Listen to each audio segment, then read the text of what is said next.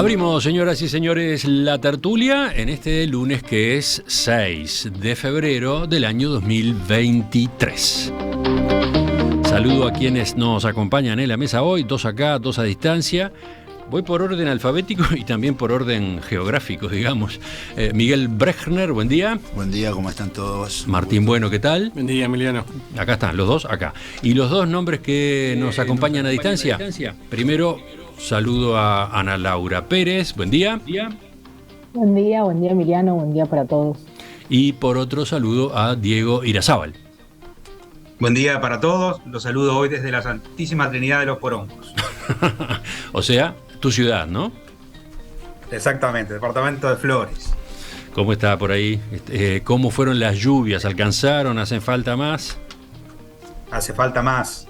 Como dice un dirigente político, fueron tardías e insuficientes. Bueno, veremos. Ojalá que en estos días eso se vaya encauzando. Pero vamos a la política. Les propongo que vayamos a un par de novedades en materia política e institucional. La primera es una discusión que propone Martín esta mañana. ¿De qué manera debaten en los últimos meses el oficialismo y la oposición? ¿Qué temas privilegian las dos partes en la polémica pública? ¿Cómo se tratan? ¿Qué tono utilizan? ¿Hay otra forma de encarar ese intercambio sobre lo que ocurre en un periodo de gobierno? Martín, tú tenías esta inquietud, ¿no? Sí, será una inquietud de verano quizás, pero pensando un poco en la agenda pública, lo que ha sido todo el verano y fin de año incluso, digo, pasás por el cernidor y ¿qué queda? Y no queda nada, o sea, en definitiva no queda nada. Me da la sensación que estamos discutiendo un montón de temas que quizás sean importantes. Yo no quiero quitarle importancia a los temas, porque lo de Astesiano es importante por un lado, ¿no? Se ha comido la agenda, pero por otro lado no queda nada de la discusión de Astesiano, más que la valoración que harán los electores cuando tengan que votar en un par de años. Y después uno va sumando los temas, el tema de Adrián Peña, otro tema que fue muy fuerte y que tuvo un montón, diríamos, de colaterales incluso. ¿Y qué queda? No queda nada tampoco. O sea, no hay ningún tema realmente de fondo que estemos discutiendo. Hay dos temas de agenda de fondo, que son la reforma educativa y la reforma de la seguridad social.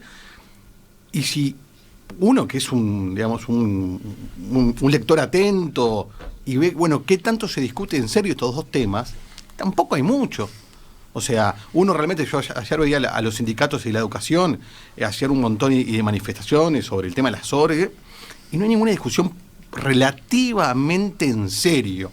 Entonces, los poquitos temas que hay en serio me da la sensación que se discuten de manera muy superficial.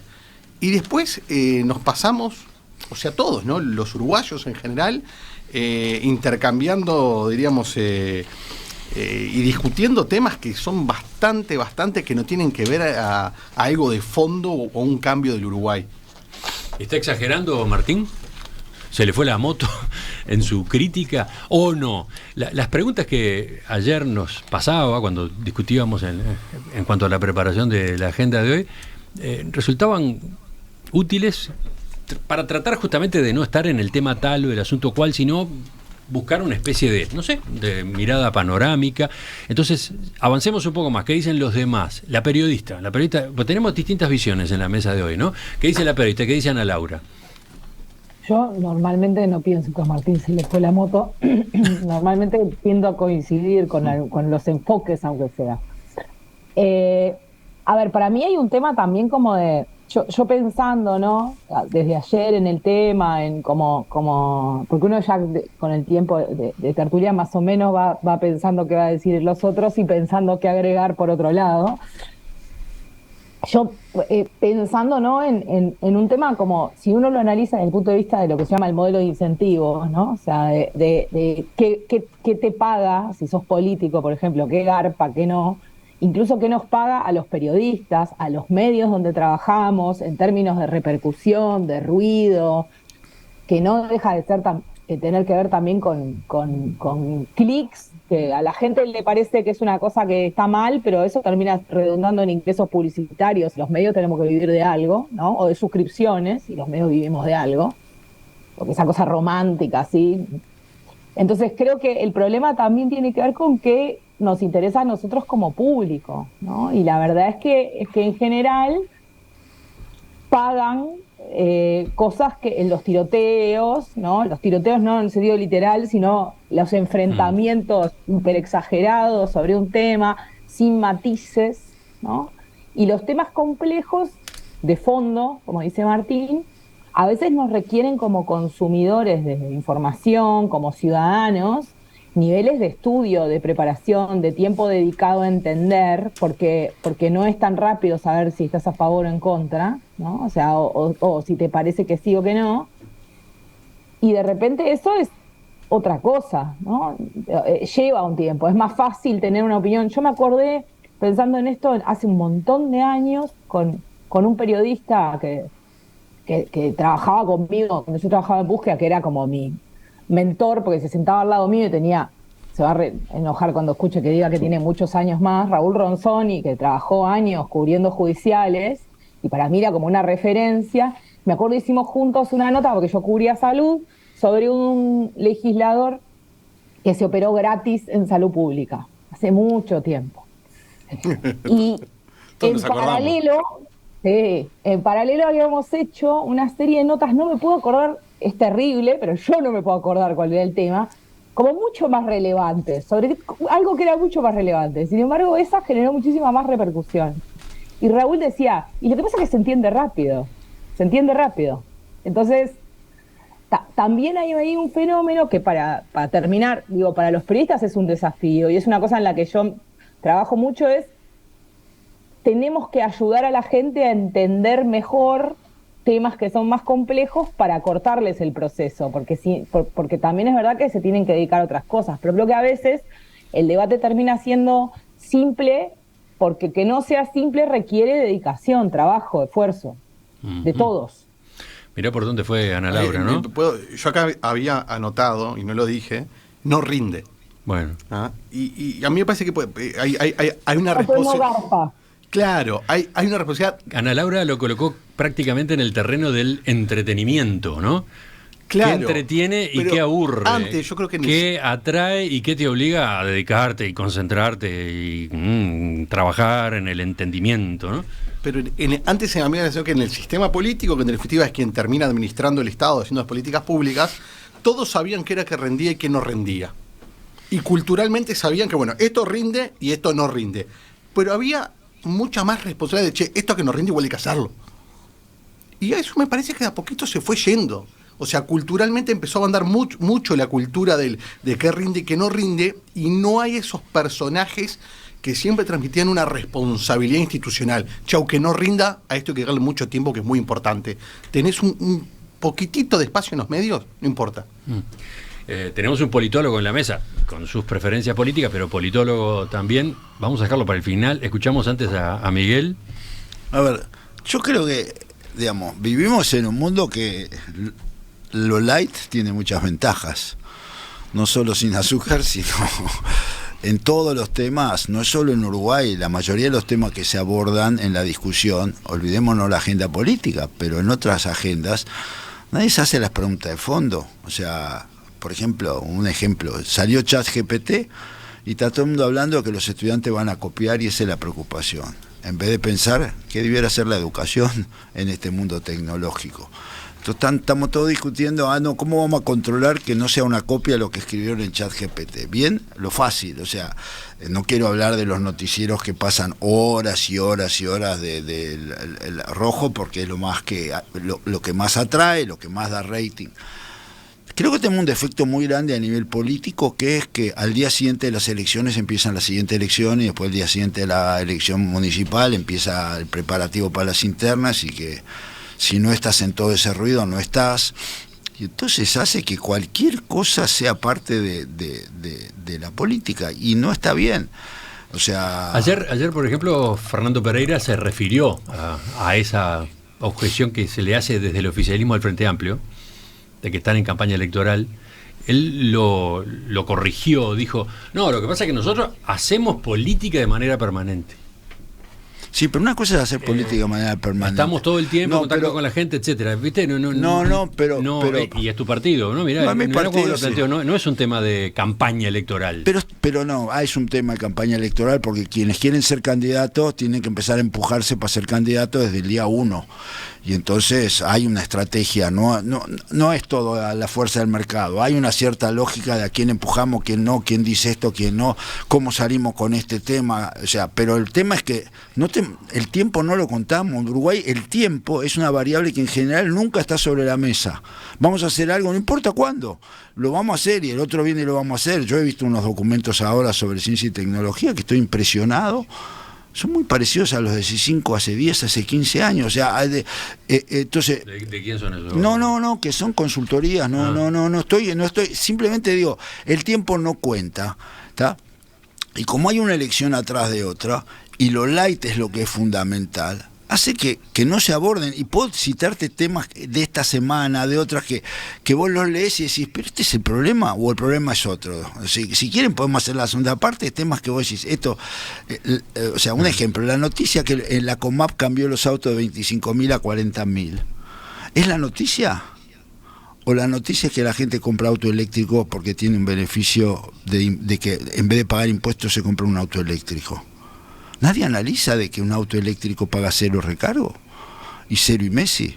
Entonces, la noticia es que la Comap cambió de 27.000 a 40.000. Te puedo dar una pila de ejemplos de ese estilo. Entonces yo digo, lo light es lo fácil. Mirá, un oyente de José dice, se metió el marketing a fondo en la política. Sí. Pero yo, a partir de ese mensaje me pregunto, ¿esto que estamos examinando hoy es nuevo o siempre fue así? Las redes lo exponencian. Sí. A mí me da la sensación que está, nuevo no es, pero que está profundizado y generalizado sobre todo. Sí. Vamos a Diego, que todavía no lo escuchamos a él. Suscribo lo dicho por todos los tertulios. Me hace acordar, había un autor que decía que las señales de alarma en el sistema político eran inversamente proporcionales a la importancia de los problemas. Problemas menores, problemas chicos son los más ruidosos, son los que generan más la atención, captan la atención del político, de los medios, mientras que los problemas grandes se van cebando como una bomba de tiempo, lentamente. Y yo he visto infinidad de ejemplos, ni hablar en la política departamental, local, que la conozco mucho de hace años, siempre los problemas ruidosos que sacaban la atención del intendente y de los principales jerarcas del departamento son los problemas que más ruido estaban haciendo en el Facebook.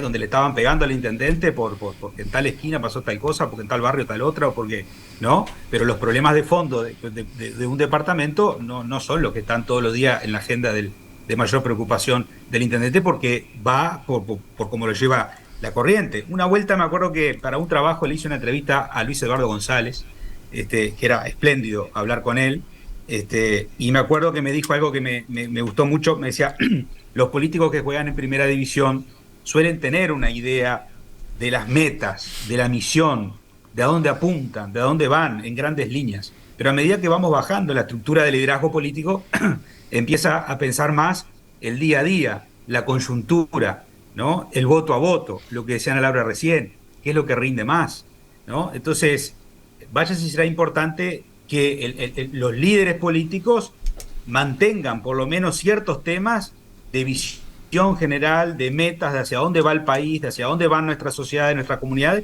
y construyan consensos en eso. Hoy, y me parece que por esto viene el planteo de Martín originalmente, estamos viendo como que eso es de lo que más carece hoy, y estamos en la menudencia política, en la micropolítica, en la modernidad líquida, en los temas, ¿no? de muy light, como decía Miguel, es lo que está pasando. ¿Por qué? Porque bueno, el político en el fútbol es por goles y en política es por votos. Chao, no hay otra. Y la lucha política cambia, ¿no? Se llega al gobierno y no se deja de luchar políticamente. Al contrario, hay que luchar para mantenerse. Y los que se fueron luchan para volver. Es una lucha electoral que no cesa en los 5 años. José, otro José desde la audiencia pregunta, ¿cuál es el tema de hoy? Claro, capaz que puso empezada ya la tertulia y no logra bajar a tierra. ¿En qué estamos? Estamos en una inquietud de Martín. ¿no? ¿De qué manera debaten en los últimos meses el oficialismo y la oposición? ¿A dónde conduce este tipo de debate? Ahora que ya los escuchaste a tus colegas, a tus otros tres contertulios, ¿qué agregas, Martín? No, a ver, yo por momentos siento que estamos en una especie de guerra de facciones de la edad antigua. O sea, es como que está lleno de pequeñas chacras, incluso intrapartido político, entre partido, y que cuesta mucho levantar la mirada. O sea, a los políticos les cuesta mucho levantar la mirada. Y eso capaz que tiene que ver con que no rinde, con que no sirve para juntar el voto, levantar la mirada, hacer otro tipo de planteo. Y además en este momento que los grandes políticos del Uruguay de los últimos 50 años ya no están, porque no están más. Porque antes, o sea, convengamos que Sanguinetti, Tabaré Vázquez, ni que hablar, Sereñi, la calle Herrera, tenían planteos de mirada alta, continuamente. Parecería que eso... El propio Mujica, yo creo. Mujica, ni que hablar, o sea, eso se ha terminado, o sea, tenemos políticos de otro nivel, que no digo que sean malos, ¿no? Son diferentes, son de otro nivel, pero claro, y abajo de eso me da la sensación que todavía, claro, si yo bajo el nivel del líder, después baja todo, naturalmente. Entonces no veo como esa visión, esa cosmovisión que te deberían transmitir los partidos políticos a las personas. Siempre estamos debatiendo en la chiquita y en una guerra complicada. ¿Es así, como decís, necesariamente? Si baja el nivel del líder, baja el nivel más abajo de él. Se supone que los grupos, los sectores tienen asesores, tienen técnicos, tienen expertos, Hay ¿no? que escucharlos también. Sí, a ver, los técnicos y los asesores en política, y todo lo que hemos estado en política sabemos, que gozan de un rol muy complejo, ninguneados, echados a la derecha, los tiran para el costado continuamente, es nada, pero vos sos un burócrata de escritorio. La política uruguaya tiene eso de nadie es más que nadie, y bajo la premisa de nadie más que nadie, y lo que vale es caminar los barrios, embarrarse, todo lo que contamos. Si sos un técnico en política, solo cuando estás en el gobierno te dan un poquito de bola. Porque está en el gobierno, y No un hace- poquito. No hace falta ser politólogo para eso. Si habré A ver, escuchado. ¿qué decías, Diego? No, digo, si habré escuchado eso de no hace falta ser politólogo para eso. No, yo tengo la universidad de la calle, de la vida. No, a mí me va a enseñar, a mí me va a explicar. Hay que tener boliche, hay que tener olfato. Eso es lo más común. Miguel, ¿qué te quedaba a ti? No, yo creo que en el Uruguay el conflicto es negocio. Entonces, el que busca el consenso siempre pierde. De nuevo pregunto, ¿solo en Uruguay? No, pero en Uruguay es extremadamente. En otros países hay un respiro, hay un respiro más grande en las votaciones. O sea, acá es difícil pensar en cómo estamos polarizados que una ley de A lo vote B, salvo que no sea una ley clave. Pero ponerse de acuerdo para votar juntos es una cosa difícil. O sea, te digo un ejemplo, la ley de seguridad social. ¿Sabes por qué? Por esto que tenemos todo el tiempo mira, a los argentinos escuchando a los argentinos, por ejemplo, los que se vinieron a vivir acá, que dicen, ustedes no saben la maravilla que es esto. Sí, pero es verdad, somos una maravilla al lado de Argentina, pero no somos una maravilla al lado de otros países. Yo te cito un ejemplo, de vuelta con la variable tiempo. La ley de seguridad social, obviamente que votar el año 2023 genera una polarización que no hubiera generado en el 2020 o 2021. O sea, las diferencias que hay se podían haber limado y haber hecho algo diferente y no esperar el último día de a ver a quién se va a favorecer o perder votos por esta ley, aunque no importa que se aplique. Entonces, hay un momento que el conflicto es negocio, y acá cada vez más es todo el tiempo negocio, porque además levanta más noticias, levanta más tweets, levanta más intervenciones, y es fácil terminar Peñarol Nacional, el Partido Nacional Frente Amplio. Hay algunos ejemplos, algunos fenómenos de redes que están pasando al mundo real, que son hasta un poco, puedo decirlo, dolorosos. Del mundo de las redes al mundo real. Se pasa al mundo real. Se pasa al mundo real. Hay fenómenos, por ejemplo, el fenómeno de Romina Celeste. Es un fenómeno que a mí, que la agenda política tenga eso como algo importante y central. A mí me parece que es doloroso. No por Romina, que está haciendo su changa política en el sentido de que tiene notoriedad, quiere juntar votos y está bien. O sea, el punto de vista de su ombligo está bien, pero el punto de vista de la agenda de lo que tenemos que discutir Es mucho tiempo dedicado a temas que no dejan nada. Pasás el cernidor, no deja nada. Todo se va. Es un caso para una charla aparte, probablemente, ¿no? Porque en definitiva estás hablando de un éxito, ¿no? Es un éxito desde el punto de vista. Una persona logró inventarse ese espacio, logró ocupar el lugar que termina ocupando, por lo menos algunas veces, en el debate político. Absolutamente, pero sin debate de fondo y sin capacidad de incidencia. Seguimos, Ana Laura. Yo me anoté también sin saber, pero se ve que estoy así como, las redes son gente. Me anoté también como una cosa así como cuando anotaba cosas. No siempre son gente. A veces son robots. En eso son gente. Nos encanta pensar que hay toda una estructura que existe, pero en realidad estas cosas de las que estamos hablando ahora son gente. Y no son las redes en términos de, digamos, el diputado Plancha, por ejemplo, era la Romina Celeste de pre-redes, por ejemplo. Aquel fenómeno, llegada a la casa del Partido Colorado. Eso fue pero ahí, Ana Laura, fue un episodio doloroso. O sea, hay que decirlo. Muy doloroso. Obvio. Pero lo que digo es, en términos de personaje y de bola de los medios y de construcción y de todo un montón de cosas, es Romina Celeste, ¿no? O sea, y no había redes, a eso voy, ¿no? O sea, quiero decir, yo no dudo que, no discuto, no tengo una visión, digamos, naif de las redes, tengo claro, y de hecho me dedico bastante a eso, que generan y profundizan algunos de estos fenómenos. De todos modos, yo creo, y eso, sobre eso era que quería, a mí me parece que hay una cosa, sí, que tiene que ver con las redes, y es que los procesos de construcción de la agenda informativa en los medios, ¿no? Que yo que lo veo de adentro, que lo vi de adentro los últimos 20 años, han sufrido ciertos cambios que pueden favorecer la generación de este tipo de baja de calidad de debate. Hay 99, si vos lo pensás en términos, para que se entienda, hay 99 diputados. Esos tipos quieren ser diputados el periodo siguiente. Y son 99.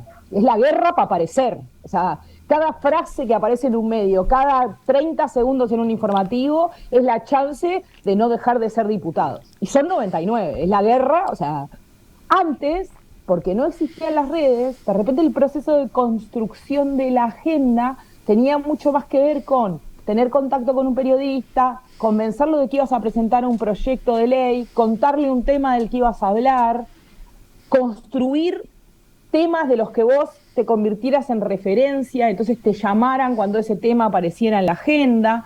Había un laburo que tenía que ver con eso, porque era la única manera. También, yo trabajaba en búsqueda, llamaban para decirnos que habían dicho una frase que estaba buena en un acto en no sé qué pueblo del interior, si lo podíamos poner en la frase de la semana, ¿no? Eso también pasaba.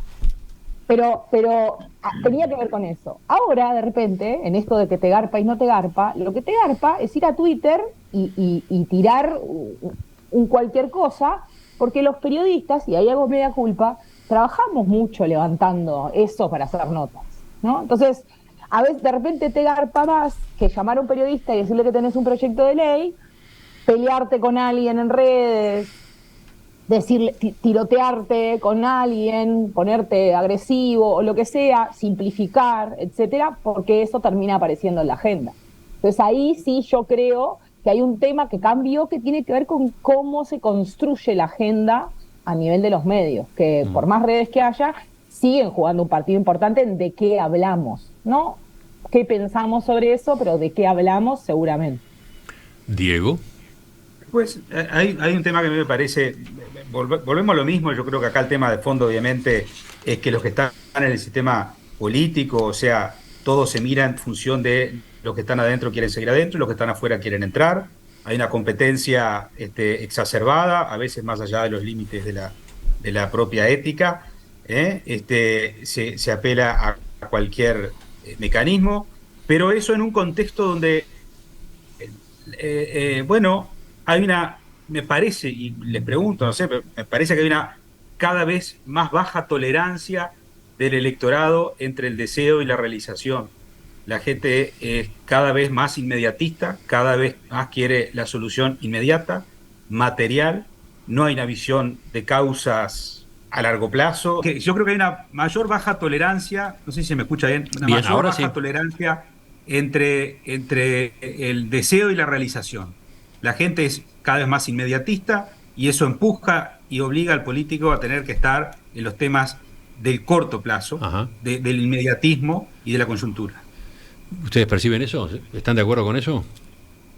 ¿Hay una mayor ansiedad, entre comillas, del electorado, de la gente? A ver, ¿Ansiedad por los resultados? ¿Ansiedad por el cumplimiento de lo que se prometió? Yo creo que puede ser, pero yo le pongo mucha responsabilidad a los que tienen roles, los políticos concretos, porque ellos tienen que marcar la diferencia.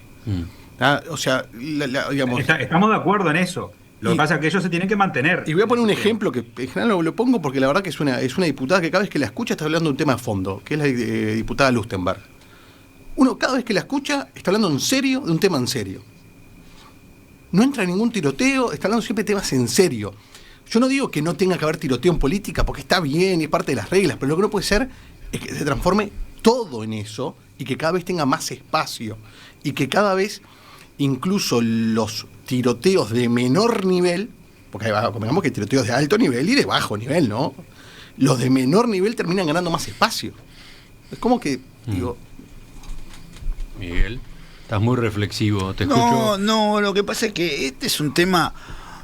tiene mucho que ver con las redes, con qué es importante, con el manejo del poder, con lo que es negocio, lo que genera clics, como decía Ana Laura. Entonces, digamos, mientras más exótico es lo que vos decís, más clics genera. Digamos, saquémoslo de Uruguay, miremos lo que genera cada clic de Elon Musk, miremos lo que generan otras discusiones en el mundo tecnológico.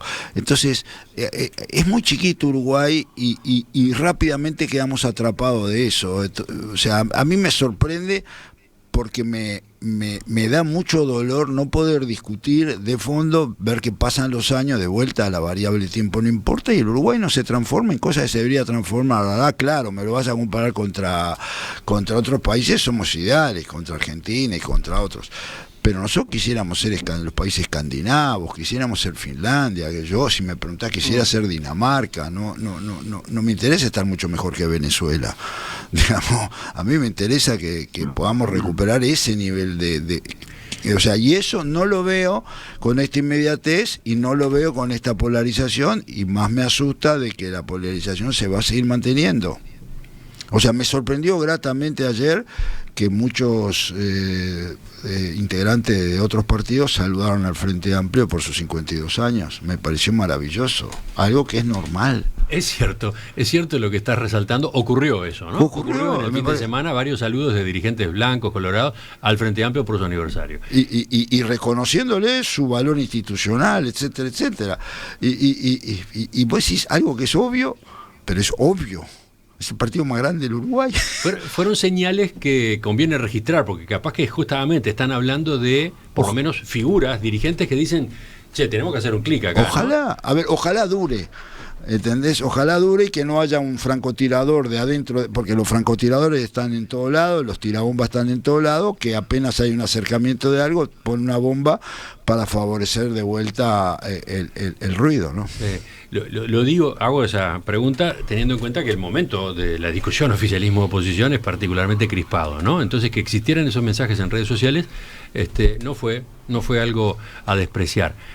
Hay que ver si sigue esa onda, ¿no? Porque ahora tiene que estar la réplica, ¿no? Llegado el caso, tiene que existir los saludos desde el Frente Amplio al Partido Nacional, al Partido Colorado o al sector tal o cual que cumple su aniversario, ¿no? Martín.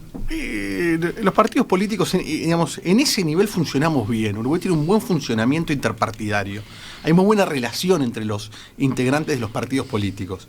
Incluso, más allá de los tiroteos, después... Joder, chupan juntos. Exactamente. Entonces hay que pedirle a todos que levante, o sea, hay que levantar el nivel, hay que empezar a hablar de cosas que vayan a algún lado, ¿no? Bueno, ahora por ahí quería terminar.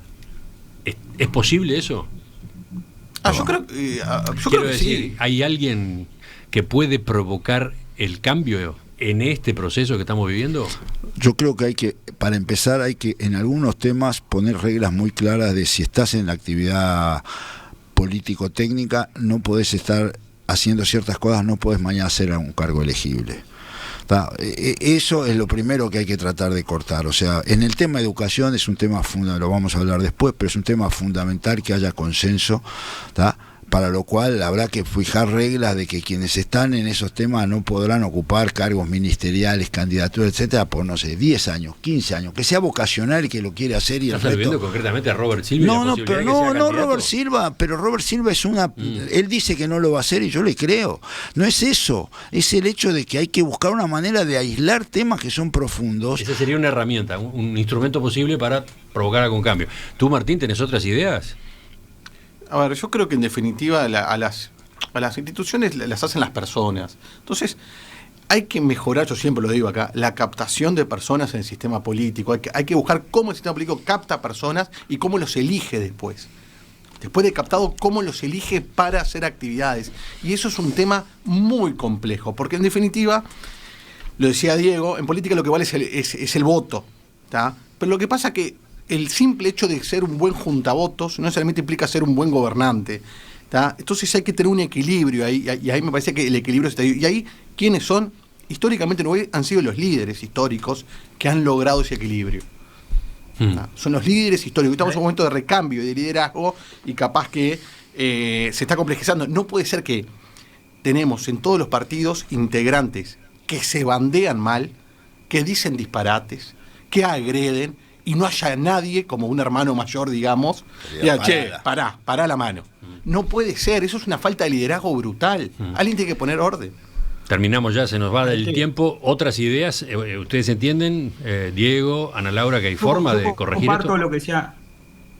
Comparto lo que decía Miguel respecto, por ejemplo, cuando salió ahora lo de Peña, leí alguna prensa por ahí que decía, bueno, ahora todos los ojos de ciudadanos, de cierto sector del Partido Colorado, están mirando a la figura de Robert Silva, y mi primera reacción fue, es el tipo que está al frente de algo esencial en Uruguay, fundamental, que es la reforma de la educación.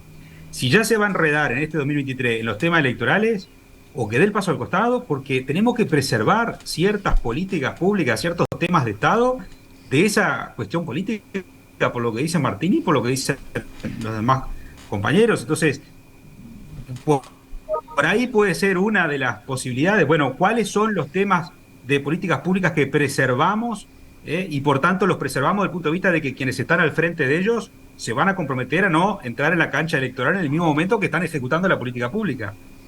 Me parece que es uno de los temas fundamentales, y después es el ejemplo que tienen que dar los políticos que juegan en primera división, como estábamos hablando.